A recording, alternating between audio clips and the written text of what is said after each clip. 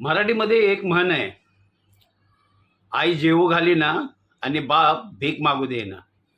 का माहित आहे का? या म्हणीप्रमाणेच ना हा पुढचा व्हिडिओ आहे. पुण्यातला व्हिडिओ आहे. पहिला हा व्हिडिओ बघूया, नंतर आपण त्याच्याबद्दल सविस्तर माहिती घेऊया. व्हिडिओ शेवटपर्यंत पहा, थोडासा मोठा होणार आहे. पहिला व्हिडिओ बघूया. पुणे शहर वाहतूक शाखेने साधारण 19 लाखाच्या आसपास चलान जे जनरेट केलेले, ते चलानचं कंपाऊंडिंग अमाऊंट अनेक लोकांनी भरलेली नाहीये. त्यामुळे एक स्पेशल ड्राईव्ह पुढच्या 30 दिवसामध्ये आपण ही पेंडिंग चलानची रक्कम भरावी अशी आपल्याला विनंती आहे. ट्रेलिंग बीच आमच्याकडून आपल्याला एक SMS येईल, जो NHPECH-G या नंबरवरून आपल्याला हा मेसेज येईल. त्याच्यामध्ये आपली पेंडिंग चलानची रक्कम आणि कुठलं पेंडिंग चलान आहे याची माहिती तुम्हाला दिली जाईल.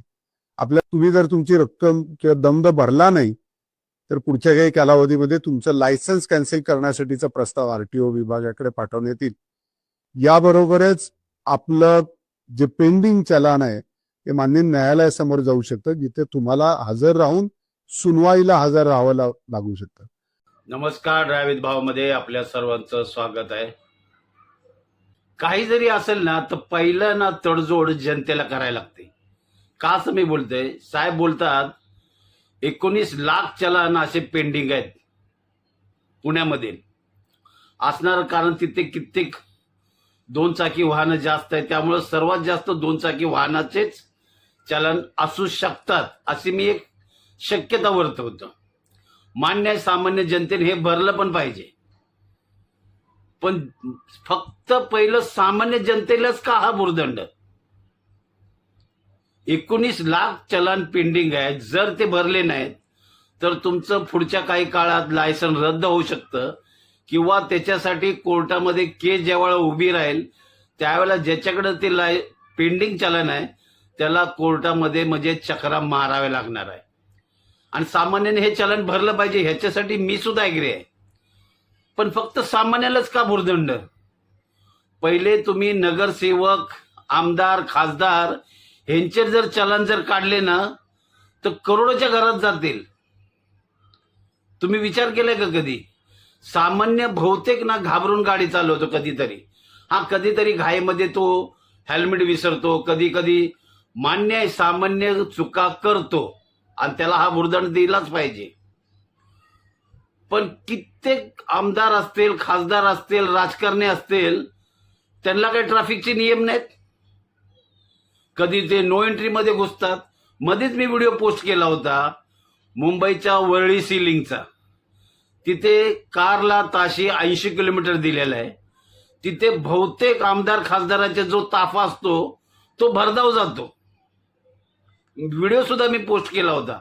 मग त्यांचे चलन नको? त्यांचे तर पूर्ण ताफा असतो. मग पूर्ण ताफ्याचं जर चलन जर काढलं तर ते सगळ्यात जर राजकारणी जेवढे लोक आहेत त्यांचे अक्षरशः करोडोच्या घरात जातील. मध्येच काहीतरी राजकारणी लोकांची नावं प्रसिद्ध झाले होते. कुणाचे 17,000 रुपये बाकी आहेत, कुणाचे 35,000 बाकी आहेत, कुणाचे 42,000 बाकी आहेत. पहिले त्यांचे वसूल करा, शो करा जनतेसमोर, नंतर जनतेने पण भरतील. जनता ही जागरूक आहे, जनतेला सांगण्याचं काही प्रश्नच येत नाही. जनता जागरूक आहे, जनतेला माहित आहे आपल्याला चलन भरायचं आहे आणि जनता करतेच ते.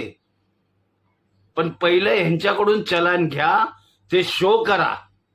फक्त सामान्याच का भुर्दंड देता तुम्ही? की तुम्ही चलन नाही भरलं तर लायसन कॅन्सल. सगळ्या गोष्टीचा ठेका फक्त सामान्यानं करा, म्हणजे सामान्याने तडजोड करा. पेट्रोलचे भाव वाढले, महागाईचा भडका उडाला, सगळ्या गोष्टी सगळीकडे डंका वाजवून चालू आहे. पण इथे सुद्धा नाही, पहिलं सामान्याने चलन भरा, नाहीतर लायसन कॅन्सल होईल. आणि भीतीपोटी सामान्य हा भरणारच आहे.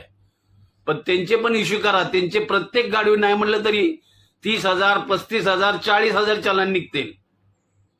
ते पहिले भरा, जनतेसमोर शो करा.